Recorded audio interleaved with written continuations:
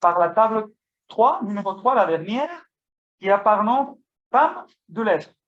Et on va commencer par Fanny Stam, qui est doctorante en première année sous la direction d'Amélie Florenchi. Elle est rattachée au laboratoire Amerivert et précisément au groupe CISPA. Et son sujet de thèse s'intitule Censure et traduction dans l'Espagne franquiste, le cas du roman d'autorité féminine sur la guerre civile. Étude d'un corpus de 6 romans espagnols d'autorité féminine traduits en France de 1950 à 1970. Et quels sont les romans choisis? La estación de las hojas amarillas et Una mujer llega al pueblo de Mercedes Salisac, no sé si sé pronunciarlo bien, La careta de Elena Quiroga, Algo muere cada día de Susana Max y Los hijos muertos y los soldados lloran de noche de Ana María Mato. Et maintenant, à toi la parole. Bonjour à tous, du coup, et aussi en ligne. Moi, du coup, contrairement à mes camarades de doctorants, je suis en première année, donc c'est vrai que mon sujet n'est pas encore trop avancé. Mais du coup, j'aimerais revenir sur mon parcours. Donc, j'ai d'abord fait une licence LLCE espagnole à l'Université de La Réunion. Et j'ai eu la chance de partir en Erasmus lors de ma L3. Donc, j'étais à Valladolid en Espagne.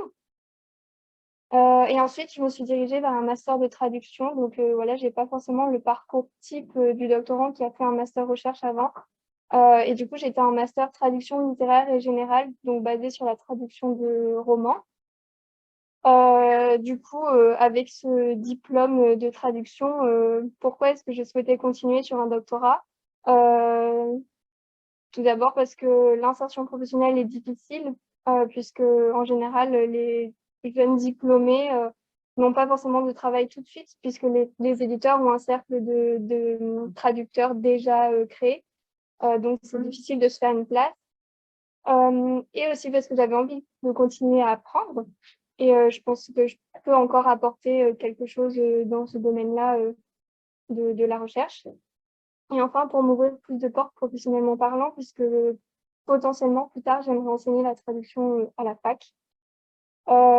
Et aussi parce que les enjeux entre la traduction et le doctorat sont sensiblement les mêmes. Je pense notamment du coup à la recherche, puisque pour faire une bonne traduction, il y a énormément de recherches à faire. Du coup, je vais vous parler de la naissance de mon sujet un petit peu. Donc, j'avais le thème, on va dire, déjà choisi, du coup, le contexte. Quand j'étais au lycée, j'ai fait un échange linguistique avec une jeune fille de Léon, en Espagne. Et en fait, sa mère était petite, mais elle a vécu la fin de la dictature et la mort de Franco. Donc, elle était à l'école le jour où la mort a été annoncée. Donc, ils ont dû rentrer chez eux et tout. Et j'ai trouvé ça très, très intéressant. Et je me suis dit qu'en fait, je voulais faire un sujet qui était encore vivant, où je pouvais encore parler à des personnes qui avaient vécu cette époque-là. Et pour moi, guerre civile et franquisme sont indissociables. Donc, parler l'un sans l'autre, pour moi, c'était pas possible. Et ensuite, du coup, Madame Florenchi m'a guidée par rapport au corpus de romans, parce que j'ai choisi 6 romans. Et du coup, elle m'a guidée vers un point de vue féminin, ce qui me vaut d'être dans le groupe Chista avec Julie.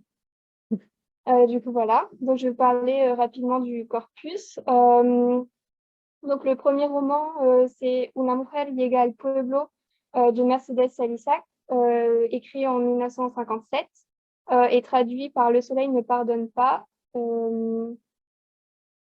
et traduit par Denise Nast l'année suivante, donc en 58. Et il parle, c'était celui-là. Du coup, c'est un roman qui se déroule sur 3 jours et c'est une jeune femme d'une vingtaine d'années qui retourne dans son village natal pour donner naissance à son enfant. Faut savoir qu'elle est hors mariage, donc jeune femme célibataire, donc c'était très mal vu à l'époque.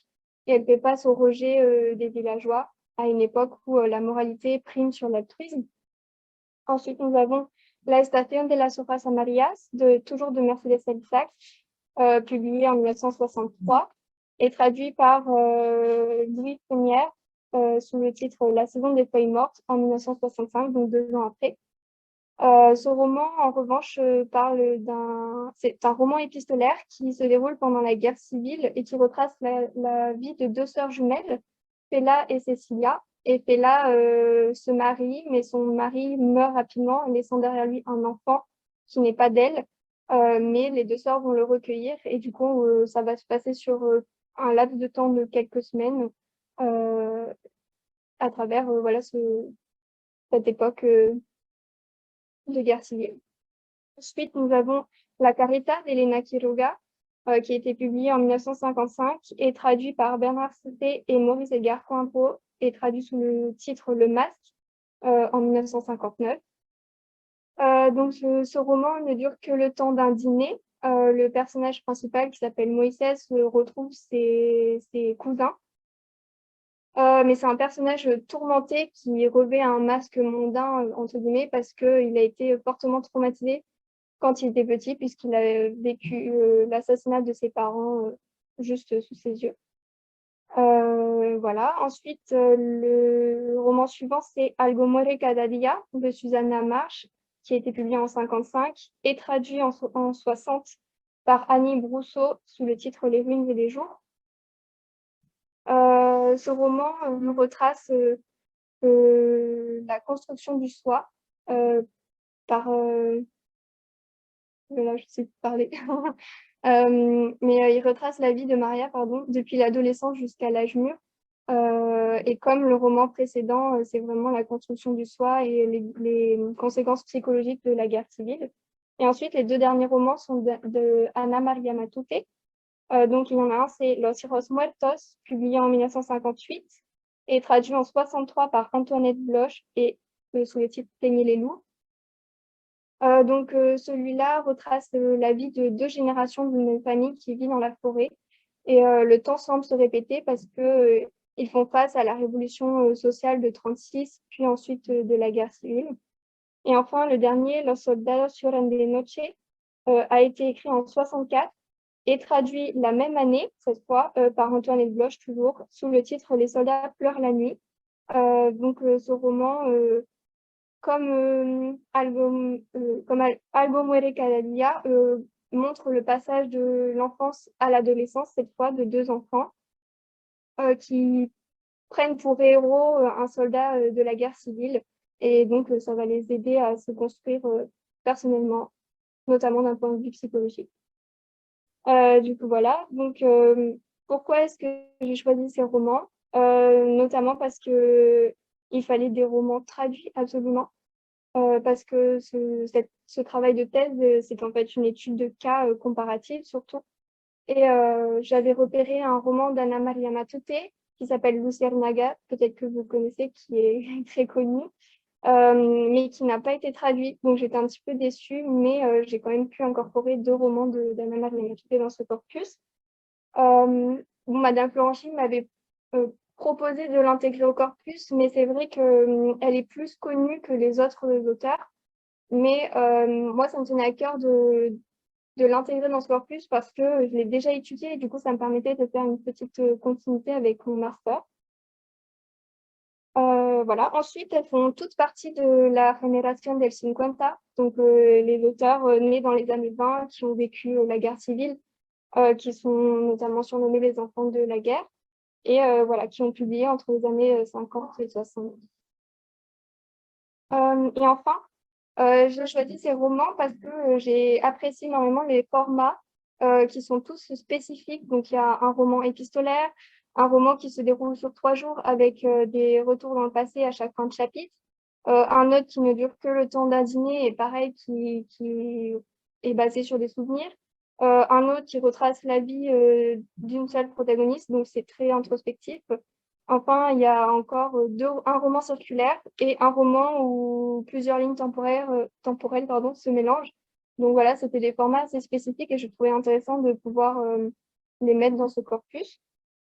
Et enfin, parce que cette thèse, avec ce roman, permet de regrouper 3 domaines très intéressants et qui me passionnent particulièrement, à savoir l'histoire, la traduction et la littérature. Et je pense que les 3 permettent d'avoir un bon mélange pour une thèse. Donc, ce sont tous des romans qui ont été publiés sous le franquisme et évidemment censurés, du coup, parce que je vous parle de censure. Et du coup, ils ont été censurés car ils sont consacrés à une thématique particulièrement problématique à l'époque, donc la guerre civile, qui frappa le pays de 1936 à 1939. Et enfin, c'est un corpus historique, mais également d'actualité, puisqu'il traite de thèmes que nous pouvons retrouver toujours de nos jours, à savoir les guerres, les censures, les répressions et l'essor féminin. Bon, ce dernier, c'est bien, mais les autres, malheureusement, ils sont toujours d'actualité. Donc, ça permet de voir, faire un parallèle entre aujourd'hui et hier. Et enfin, ce travail nous permet, ce travail de thèse nous permettra de faire un double travail de recherche, à savoir l'analyse de choix opérés par les censeurs. Donc, quels sont les mots supprimés, modifiés et pourquoi, et à partir de quels éléments le gouvernement au pouvoir juge-t-il une œuvre inapte à la publication ou à la diffusion. Et enfin, l'analyse des choix opérés par les traducteurs cette fois, pour rendre compte et pour rester fidèle à l'œuvre source. Donc, je n'ai pas encore trop établi de problématique générale. Peut-être, mais encore, elle pourra peut-être être amenée à être modifiée, mais j'avais proposé quel est l'impact de la censure franquiste sur le traitement de la guerre civile dans des romans d'autorité féminine et dans leur traduction française. Mais du coup, on peut être amené à se poser plein de questions. Par exemple, de quelle manière la censure influence-t-elle les versions publiées des romans à la fois en langue source et en langue cible? Quel impact la censure a-t-elle dans la traduction française? Comment la traduction est-elle abordée et anticipée à partir de romans originellement modifiés? Et de quelle façon la cruauté de la guerre civile et ses conséquences psychologiques sont-elles annoncées et dénoncées dans ces 6 romans? Du coup, j'ai pas encore forcément de plan non plus, parce que je suis au tout début, ça fait qu'1 mois que je suis là. Mais du coup, j'aimerais remettre le contexte historique de l'Espagne, donc guerre civile, dictature, et de la France, pour faire le parallèle. Et également le contexte littéraire avec les enjeux littéraires de l'époque, puisqu'ils sont différents d'aujourd'hui, notamment les réceptions des œuvres sur le public espagnol et français. Et enfin, il faudrait que j'étudie chaque roman individuellement et ensuite leur traduction individuellement, et ensuite les relier pour les comparer, etc. Et du coup, je vais me baser sur des lectures théoriques, notamment du professeur de l'Université d'Alcalá de Henares, Fernando Laras, qui est l'un des chercheurs les plus connus en Espagne sur le thème de la censure, parce que Madame Panchi m'a dit que j'étais assez seule en France. Donc, heureusement qu'en Espagne, il y a quand même quelqu'un sur qui je peux me baser, parce que lui, il est exclusivement basé du côté espagnol, mais c'est vrai que moi, du coup, je fais la traduction aussi. Donc, c'est tout nouveau. Et voilà, je me rendrai aussi aux Archives nationales de censure à Alcalá de Henares, puisque les rapports de censure sont toujours disponibles aujourd'hui. Du coup, voilà, je finis ma présentation. Bon, merci, Fanny. Je trouvais une exposition très bien conçue et très claire, très intéressante. J'ai aimé notamment comment tu as raconté ton parcours et le moment avec. C'était la mère d'une amie qui t'avait expliqué le moment de la mort de Franco. Et c'était à partir de là. Et je crois que le corpus, je ne contrôle pas la littérature, mais je crois que c'est très bien choisi. C'est pas facile. Des œuvres de femmes de la même génération traduites en français et avec une censure. C'est très bien. Et bon, j'ouvre les questions au public et à distance aussi, s'il y a des questions. Moi, je peux bien. Non, moi, je suis d'accord aussi pour dire que ton parcours, il est super intéressant et justement, comme il est différent, il est très intéressant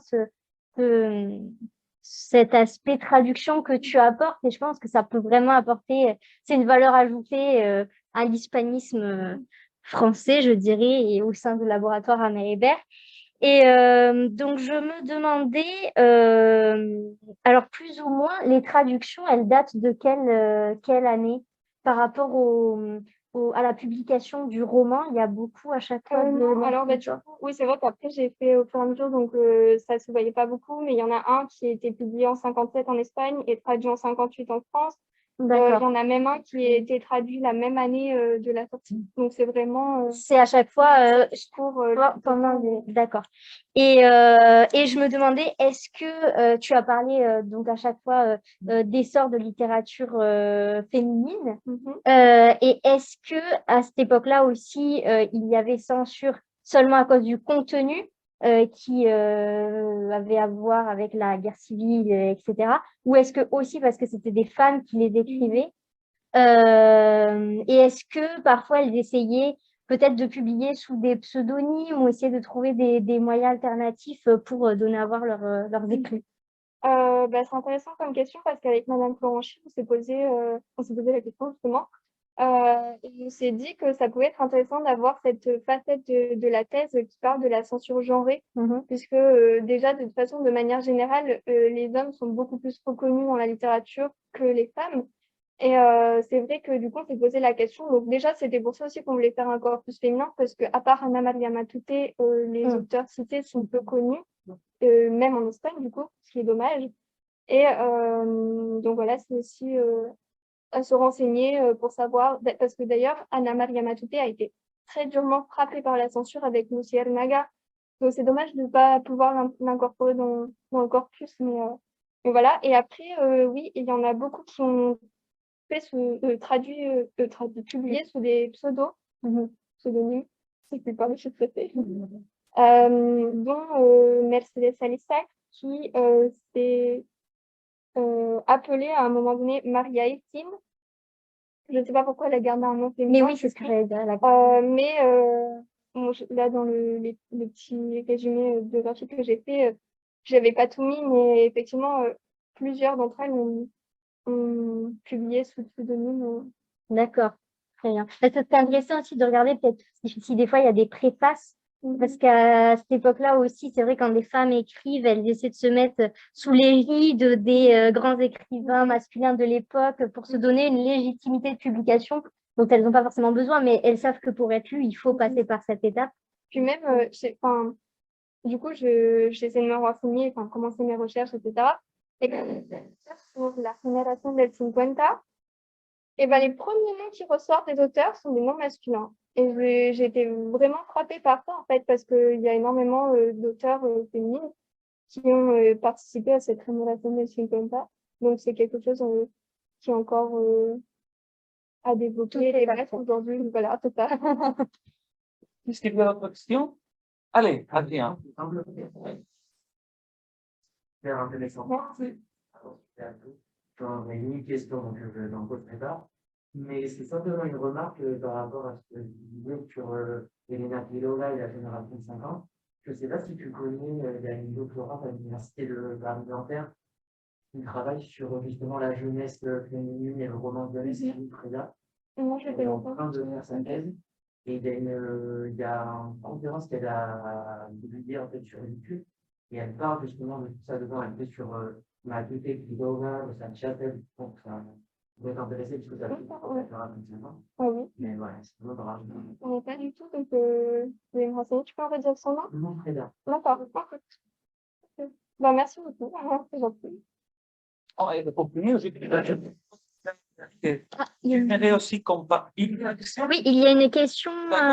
Ivan qui lève la main, je crois. On a la priorité à distance, tout à fait.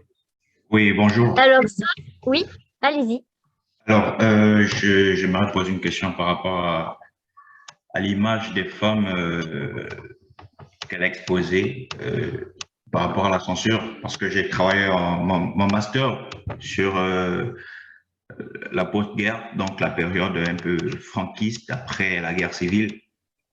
J'aimerais savoir, est-ce que cette image ou du moins cette absence des femmes dans la littérature post-guerre, donc au cours de la censure, ne pourrait pas s'expliquer par l'idéologie qu'a Francisco Franco des femmes, parce que pour lui, à cette époque, la femme représente nécessairement la mère de la nation, n'est-ce pas? Sa principale mission est de produire ou de créer, de mettre au monde les nouveaux Espagnols qui fonderont l'Espagne à l'image de Franco. Donc, j'aimerais savoir est-ce que ça aurait un rapport par rapport à cette idéologie franquiste. Du coup, Parce qu'on merci retrouve pour ta beaucoup question. plus les hommes à cette époque, les Camilo José Cela, les Delibes. Donc, de toute cette génération est généralement centrée plus sur les antifranquistes, donc les hommes. Voilà, merci. Merci beaucoup pour ta question. Bon, c'est vrai que du coup, je commence juste ma thèse, donc je ne suis pas très, très renseignée. Mais je pense que oui, il peut y avoir un lien, effectivement. Puisque quand j'étais en master, j'avais étudié les inégalités hommes-femmes sous le franquisme et notamment le rôle de la femme qui est souvent considérée comme mère au foyer, qu'il était pendant pratiquement tout le long du franquisme. Donc, effectivement, ça peut avoir un rapport du fait que les femmes soient moins connues que les hommes, puisque du coup, elles n'ont pas ce métier-là très défini, on va dire, puisque leur rôle de base, c'est d'être mère au foyer, de s'occuper de l'éducation, de la cuisine, tout ça. La main des casses. Oui, voilà. Voilà. Je ne sais pas si je prends la question. Bon, pour finir, tu avais dit pendant l'exposition, et tu aimerais comparer un peu ton corpus et la façon dans laquelle elle exprime la guerre civile avec l'évolution ultérieure et avec l'évolution des écrivaines postérieures. Je ne sais pas avec lesquelles tu pourrais comparer peut-être Par rapport à quoi? par rapport à la façon dans laquelle exprime la guerre civile, raconte la guerre civile dans ses romans. Ah, entre les romans eux-mêmes Non, entre les romans et peut-être des écrivaines postérieures. oui, ça pourrait être intéressant. C'est vrai que pour l'instant, je ne me suis pas encore pensée trop sur la question. Mais oui, ça pourrait être intéressant de comparer les deux et pourquoi pas aussi des romans plus contemporains, du coup, qui traitent de ce thème passé. Ça pourrait être intéressant. Oui, je profite pour faire un peu de la publicité. On va organiser un congrès, séminaire hommage à Almudena Grandes qui vient de décéder, Amélie Florenzi. Elle va participer. Et aussi, une doctorante passe consacre toute sa recherche à la façon de laquelle Almudena Grandes raconte la guerre civile. C'est toute sa vie. Donc, ça peut être intéressant. Donc, surtout pour comparer. Et les miennes, qu'est-ce qu'elles disent? Et là, Almudena Grandes, oui. Et là, je donne la parole. Il y a d'autres questions? Non? Merci. J'ai envoyé le programme sur le Zoom. Ah, Almudena. merci, Merci beaucoup, Tiffany. alors on passe maintenant à Clara. Clara Lecadre est actuellement doctorante en deuxième année sur la direction de Nuria Rodríguez Lázaro, Helvecio Canónica, en co-direction française et Francisco Florid Durán, en espagnol, ¿no? Francisco Florid Durán, en co-direction avec l'Université de Murcie. Elle est rattachée au laboratoire Amélie et plus précisément à l'EPRIL. Son sujet de thèse s'intitule Dieu et la religion catholique dans la poésie féminine contemporaine espagnole. Et aussi la présidente de Avispa. C'est la parole. Merci beaucoup. Bonjour à tous. Très, très contente de faire partie des rencontres doctorantes. Je vais essayer de me dépêcher un petit peu parce qu'après, elle est courte pour ne pas changer. Donc, globalement, voilà, donc je vais vous présenter un petit peu mon sujet comme j'avais fait, pas pour le contrat doctoral, mais globalement un petit peu pour expliquer pourquoi, en fait, j'en suis venue à trouver ce sujet. Et voilà, ce qui est intéressant plus ou moins à ce niveau-là. Donc, je me propose d'étudier la poésie qui a été écrite à partir de la fin de la dictature jusqu'à ces dernières années, donc une quarantaine d'années, où les thèmes de Dieu et de la religion catholique sont très présents dans la poésie des femmes. Donc, j'ai choisi ce sujet par rapport à un attrait naturel, voilà, donc pour la poésie contemporaine et surtout écrite par des femmes. Et puis aussi parce que la récurrence de ces thèmes peut paraître assez paradoxale, compte tenu du contexte dans lequel se trouve l'Espagne à partir des années 80. Et qu'on va voir donc tout de suite. Et surtout, parce que parmi tous les critiques qui se sont intéressés à la poésie qui a été écrite par des femmes ces dernières années, aucun n'a considéré que la récurrence et la singularité des formes qu'elle prend pouvaient avoir un sens particulier. Chamille, t'as passé ? Wow, magnifique. Voilà, donc pour comprendre pourquoi ce genre de poésie voit le jour, on va quand même commencer par revenir au contexte dans lequel se trouve l'Espagne à partir de la fin de la dictature. Donc il se trouve qu'on est dans une période qui est très particulière, pas seulement pour les femmes, mais aussi pour la société en général, qui connaît des changements très très rapides. Et puis surtout pour l'Église, qui, à la fin de la dictature, commençait à se désolidariser du régime franquiste. Après la mort de Franco, donc, l'Espagne rentre dans la démocratie et l'État, en fait, doit devenir aconfessionnel. Donc, il doit se dissocier de l'Église. Donc, pour rappel rapide, en 1953, le régime avait signé un concordat avec le Vatican, qui en fait donnait beaucoup de pouvoir à l'Église, beaucoup de privilèges à l'Église dans le domaine politique en Espagne. Et donc après la fin de la dictature, en 1976 et en 1979, on va signer 2 autres concordats qui vont viser à retirer à l'Église la plupart de ces privilèges-là. Voilà, donc en parallèle, avec tous les changements politiques qui se produisent au niveau de l'État, il y a une répercussion dans la culture avec un mouvement qui a commencé à Madrid et qui s'est étendu dans plusieurs villes d'Espagne et qui s'est en fait connu comme la Movida. Donc voilà, pendant les premières années de la transition, on va avoir ce mouvement artistique un peu contre-culturel qui va se caractériser par des nouvelles formes d'expression dans un ensemble de domaines, donc dans la musique, le cinéma, la littérature, la photo, et qui montre en fait le désir des Espagnols de savourer leur liberté retrouvée et de s'amuser finalement une bonne fois pour toutes. Et donc pendant cette movida, on assiste à un développement sans précédent de la poésie féminine en Espagne. C'est vraiment une explosion, quelque chose en fait qui avait aucun précédent dans l'histoire de la littérature espagnole. Donc voilà, on est dans ce contexte-là. Donc voilà, donc c'est une période de grand bouleversement à plusieurs niveaux. Je t'invite à passer. Yes. Si c'est toute la société qui se va bouleverser, pour les femmes, ces changements sont encore plus importants.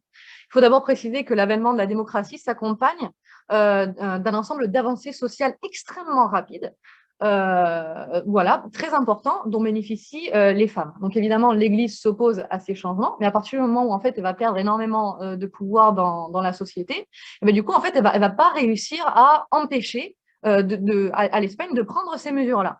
Donc, ces mesures, qu'est-ce que c'est?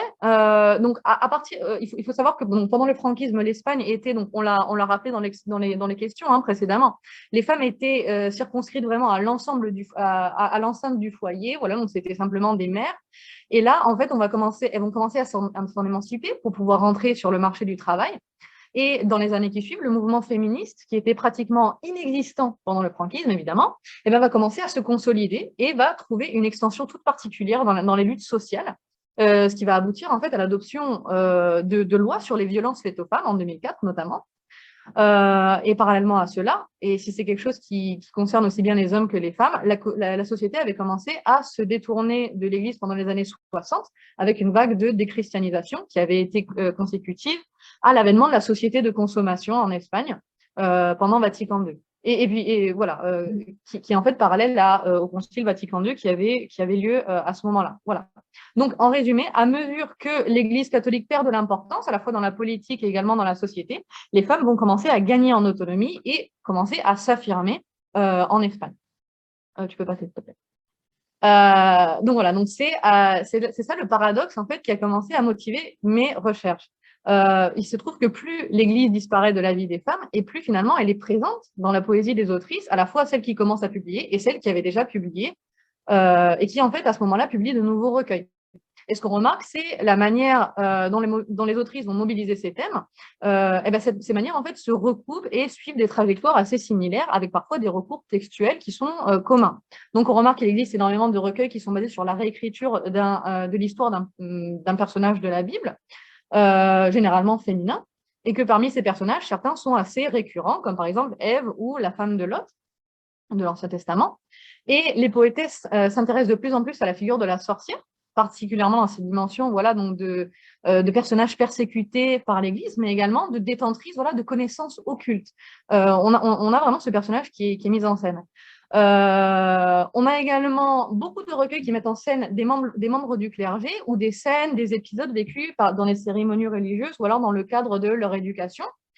Et assez étrangement, on a également la figure de Dieu qui va attirer largement la question des femmes. Donc, les femmes vont en fait questionner ce qu'il représente, vont parfois l'incarner, lui faire endosser voilà, une identité féminine, ou alors tout simplement vont lui adresser leurs doutes existentiels, ou alors lui adresser des louanges. Voilà, c'est quand même une poésie qui est très marginale, mais qui est quand même assez importante, compte tenu en fait du contexte globalement.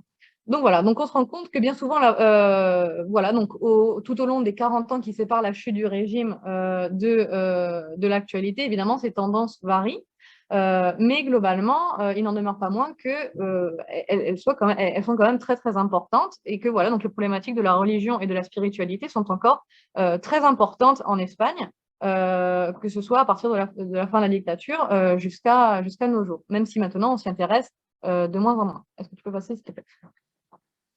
Voilà, donc pour essayer de résoudre ce paradoxe-là, ce que j'ai commencé par faire, c'est essayer de voir si on ne pouvait pas nuancer l'opinion selon laquelle la religion disparaît progressivement, voilà, de manière inexorable et linéaire dans la vie des Espagnols. Donc quand on s'intéresse aux études qui ont été menées sur la christianisation, on se rend compte que l'Église catholique continue à exercer une certaine forme d'emprise, ou du moins d'influence sur la société, et sur plusieurs niveaux. Donc, il faut d'abord considérer que les générations les plus anciennes ont la mémoire du franquisme, évidemment, et du cadre de vie qui leur avait été imposé à l'époque. Voilà, donc cette Espagne puritaine, en fait, a quand même une grande résonance chez les auteurs des générations les plus anciennes. Ensuite, le deuxième champ d'influence de l'Église catholique, c'est celui de l'éducation, parce que l'Église catholique possède la mainmise sur la majorité des écoles privées sous contrat et des écoles privées qui sont parfois dirigées par les membres du clergé eux-mêmes. Et il y a également des écoles qui sont aux mains d'organisations rattachées à l'Église catholique, comme par exemple l'Opus Dei ou alors les Legionarios de Cristo. Voilà, donc sans compter que l'Église continue à jouir de prérogatives sur l'enseignement religieux dans les écoles publiques qui se doivent toutes de donner aux élèves la possibilité de suivre des cours d'éducation religieuse en option. Voilà, donc on peut choisir en Espagne entre religion ou alors français, ou alors robotique. Des choses très intéressantes, un peu bizarres pour nous, mais oui, effectivement, c'est le cas. Voilà, donc ce qui se passe, c'est qu'en fait, un très grand nombre d'élèves vont avoir tendance à pouvoir acquérir des connaissances très, très, très solides sur le christianisme et en fait, qui vont se retranscrire dans leur poésie. Et on va également avoir, donc dans le cas des écoles privées sous contrat, un cadre moral, un cadre éthique, en fait, qui va aller structurer la vie de ces jeunes femmes et qui vont en fait s'intéresser à elles au niveau de questions qui pourraient, par exemple, être celles de la sexualité, celles des tabous relatifs au corps. Et le troisième champ d'influence, qui est peut-être le plus diffus et le moins perceptible, c'est celui de la religion populaire, c'est-à-dire des pratiques et des coutumes régionales placées sur le compte de la religion catholique. Voilà, donc on va englober là-dedans des processions, des rituels relatifs à des saints, mais également une dévotion à une vierge en particulier, généralement. Voilà. Et ça, c'est un attachement qui est très important en Espagne, qu'on soit croyant ou non.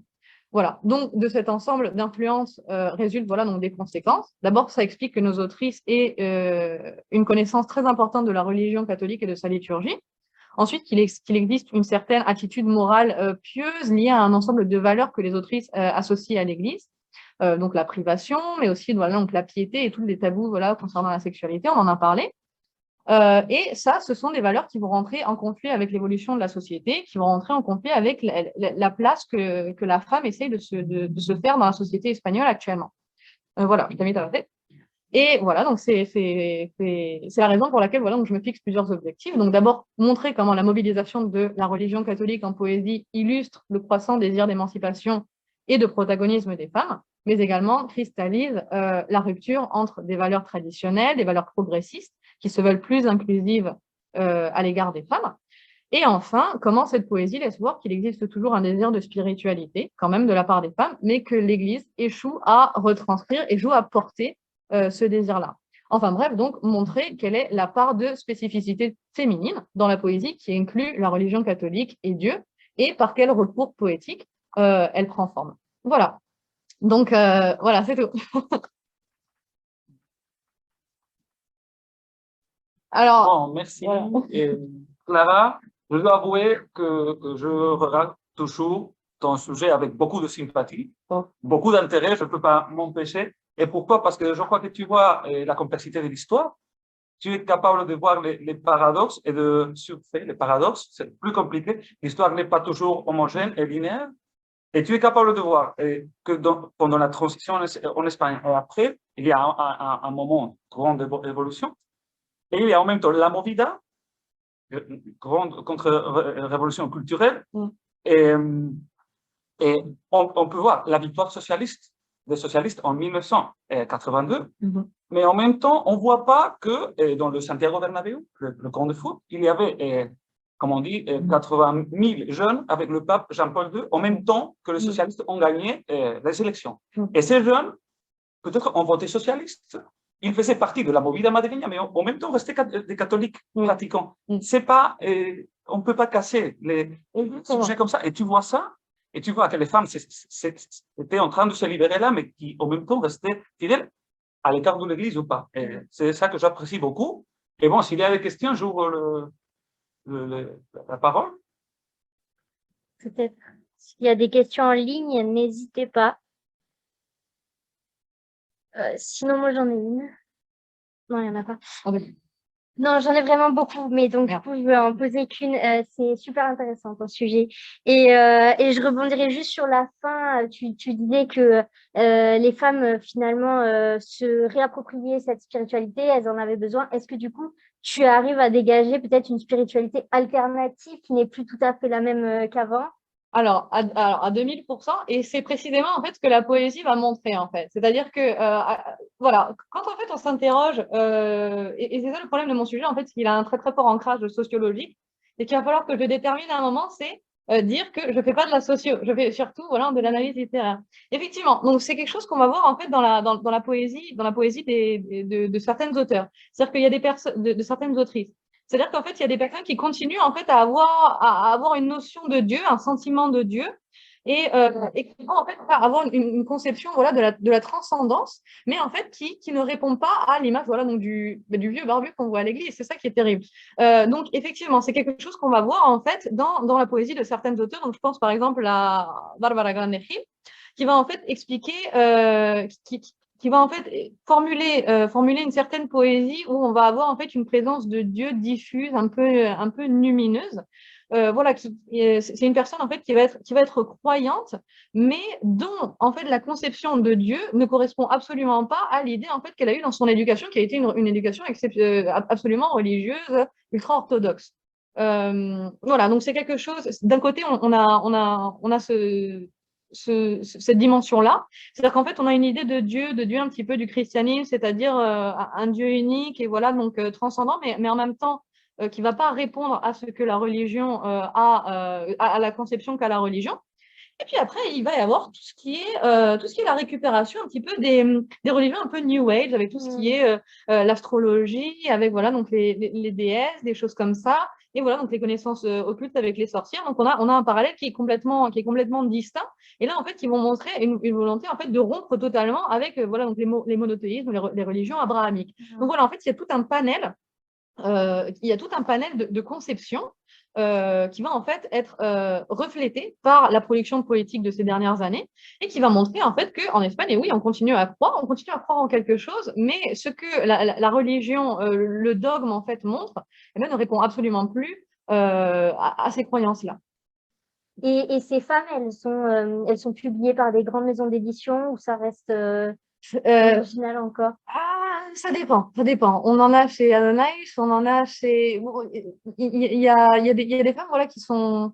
Il y a peu de femmes qui vont être publiées dans dans ces grandes maisons-là. Quand il y a eu le boom de la poésie, c'est-à-dire au niveau des années 80, là oui, on a eu énormément d'auteurs chez voilà donc dans les grandes d'autrices pardon dans les grandes maisons d'édition, et maintenant en fait ça commence à s'estomper un petit peu.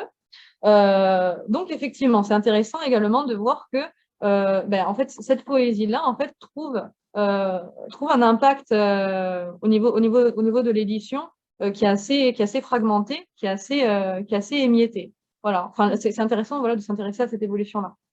Bien. Merci à tous de m'avoir écouté. Et voilà, merci Clara. Et là, on va. En espagnol. Ah, voilà. vamos a terminar la mesa 3. Me pongo aquí. Vamos a terminar a continuación la mesa 3 con Alejandra Cagolina Eaz Gutiérrez y bueno, y con ella también terminamos el conjunto del encuentro doctoral. Ella es actualmente doctora en primer año bajo la dirección de Amélie Florency también y en codirección con Liz Vieira. Liz Segas está vinculada al laboratorio Ameribert y más concretamente a Chispa. Su tema de tesis se titula Representación de la sexualité et de la violence dans le discours narratif des écrivains mexicains du XXe siècle. La representación de la sexualidad y de la violencia en el discurso narrativo de las escritoras mexicanas en el siglo XX, 1929-1964, y a continuación le cedo la palabra a Alejandra, que ha esperado a altas horas de la noche para poder hablar y expresarse libremente. Adelante, Alejandra. Muchas gracias. Pues es un placer escucharles. No pregunté nada, no participé, pero estuve tomando notas y enriqueciendo también pues este proyecto de tesis que apenas presento. Hablando de las mujeres de letras, en esta ecuación de las escritoras, narradoras mexicanas, pues también está el tema de la censura, de los temas tabú, como la sexualidad, del autoritarismo de Estado, ¿no? Es el siglo XX, es el siglo de la Revolución Mexicana, de la formación y consolidación del Estado mexicano y también de la impunidad, del autoritarismo, de la normalización tan terrible que hay de la violencia que vivimos ahora, ¿no? En una guerra permanente y en una violencia brutal, ¿no? Entonces, bueno, en medio de todo este caos que es México, pues hay una recuperación y unos esfuerzos magníficos por recuperar las voces de las escritoras del siglo XX, de leerlas, ¿no? Durante mucho tiempo solo teníamos el referente de Sor Juana Inés de la Cruz, después el boom, ¿no? De finales del siglo XX, pero en medio había un montón de escritoras que no habían sido estudiadas, leídas, reflexionadas o no habían sido tomadas en serio. Y al estudiarlas nos dimos cuenta que en su tiempo, de hecho, habían incluso obtenido premios. Lo que pasa es que no habían pasado la historia, ¿no? Entonces la historiografía había sido más patriarcal que incluso el mismo campo literario e intelectual, aunque pues dejándolas hablar a estas mujeres, pues vemos que hay temas muy incómodos, ¿no? Como violencia sexual, denuncias de toda la violencia que vivieron también. Son mujeres que crecieron en una guerra, en un sistema patriarcal de machos mexicanos, en todos los niveles. Y bueno, ahora esta es una foto de un evento de hace pocos días. Hay estas composiciones de fotos de escritoras, ¿no? Pero no solo mexicanas, pero realmente se les lee, fue algo que pregunté en esa ocasión, ¿qué estaban escribiendo? Viendo los retratos de ellas, pensé en que escribían sobre abuso sexual, sobre violaciones, sobre vivir una guerra, sobre unas violencias terribles, ¿no? Entonces, bueno, lo puse, lo tengo en francés, pero una hipótesis que de hecho tomo de otra estudiosa, de Liliana Pedrosa, dice que estas mujeres, a ellas la invisibilidad que tenían les dio cierta ventaja, ¿no? De tratar de tomar riesgos en la literatura, de usar la literatura tanto estética como éticamente, como una posibilidad catártica para denunciar, para expresar experiencias autobiográficas incluso, en un pacto ambiguo, ¿no?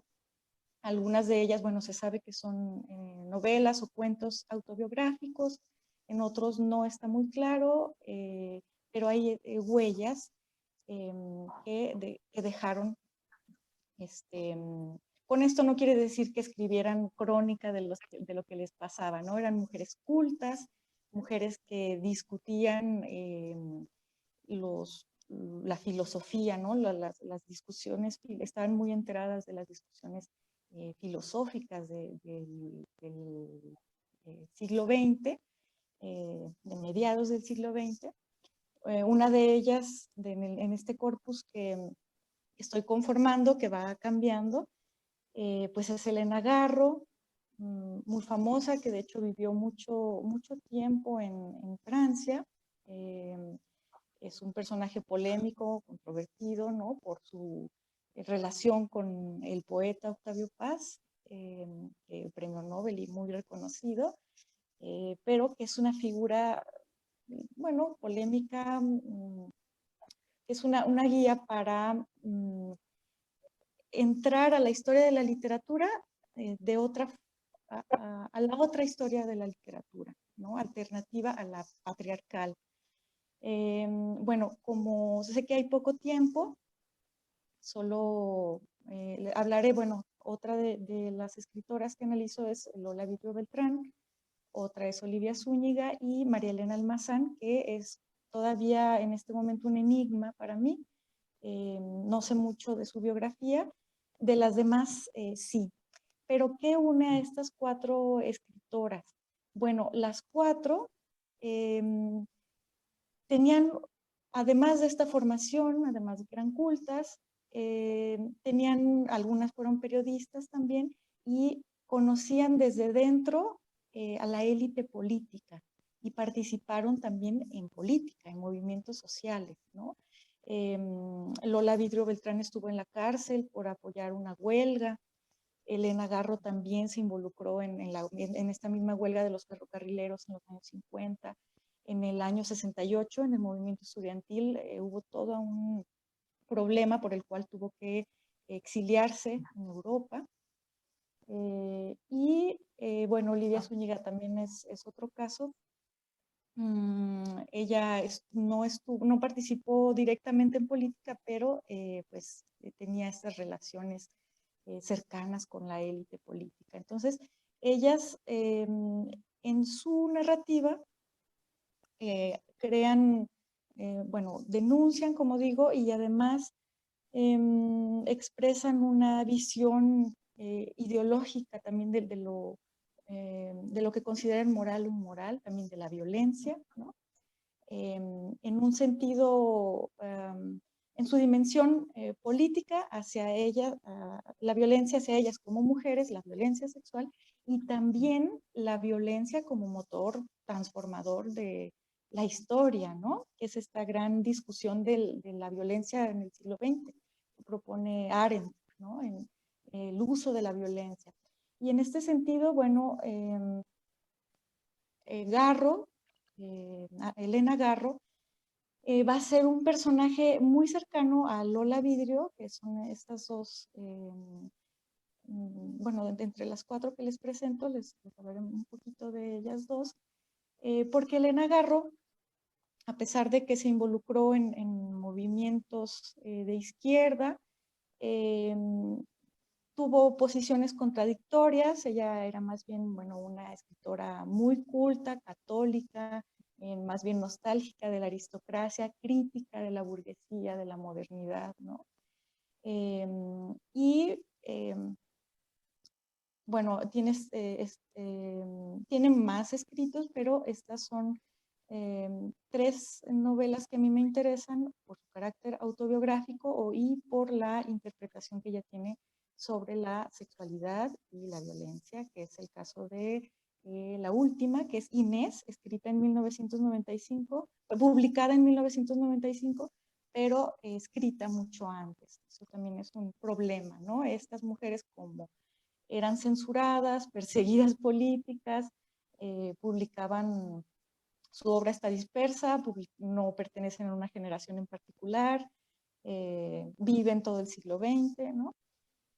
Y bueno, Lola Vidrio es un caso distinto al de Elena Garro. Elena Garro venía de una familia de revolucionarios, bueno, su padre era español, pero del lado materno eran revolucionarios. El caso distinto es el de Lola Vidrio, que viene de una familia muy conservadora, muy católica, porfirista, ¿no? Desde, partidarios del dictador de finales del siglo XIX. Pero ella rompe totalmente con ello, se hace atea, comunista, revolucionaria, un personaje, bueno, muy valiente en su tiempo, ¿no? Y estuvo en la cárcel, fue sometida, fue perseguida política. Y bueno, ella tiene una visión muy interesante del... a mí me interesa este discurso, esta narrativización, que es el discurso moralizante, ¿no? que ellas tienen. Entonces, para finalizar, tengo aquí estas pequeñas frases que, como ejemplo, este es un caso primero de principios del siglo XX, uno de los primeros cuentos que ella publica, donde aborda el tema del acoso sexual y del temor al sometimiento, ¿no? Que eso también de alguna forma es político, ¿no? Decimos que lo personal es político. Y ella, bueno, es que hay muchas cosas que no estoy diciendo, pero ella en este tiempo es cuando forma su conciencia política también y lee a los escritores franceses críticos del antiguo régimen y forma esa conciencia revolucionaria, ¿no? Entonces, hace una crítica tanto de... comienza a formar un pensamiento muy complejo que estudié en mi maestría, que es este pensamiento de libre pensadora, atea, comunista, feminista, a lo mejor no como militante histórica, pero sí en búsqueda de la acción, ¿no? Incluso de una acción que puede llegar a ser violenta, ¿no? Una revolucionaria. Entonces dice, bueno, el movimiento de su cuerpo, de la personaje, sentido por ella misma conforme caminaba, le trajo un nuevo conocimiento de su propia belleza, de la atracción sexual constitutiva de ella como mujer, de la enorme viveza de sus instintos animales, pero de esa comprensión subconsciente. La inteligencia clara en absoluto de Etzina, la personaje, la hacía aún más dueña de su voluntad y de su cuerpo. En el caso de Elena Garro, bueno, esto sobre su novela, yo extendí ahí la temporalidad con lo que estoy leyendo recientemente, pero sobre su novela Inés, que es una novela basada en una mujer que ella conoció, una empleada doméstica española, que trabajaba en una casa en Francia, en París, y ella la conoció y imaginó el tipo de abusos que ella estaba viviendo por cómo la observaba y cómo la vio degradándose en el tiempo desde que llegó como inmigrante, ¿no? Ella, a partir de ese personaje que conoció, desarrolló esta historia sobre Inés, esta empleada doméstica española que es abusada sexualmente en las fiestas de excesos, de orgías, ¿no? Que había con sus patrones. Y esto viene al caso porque hay una visión contraria a la concepción patriarcal.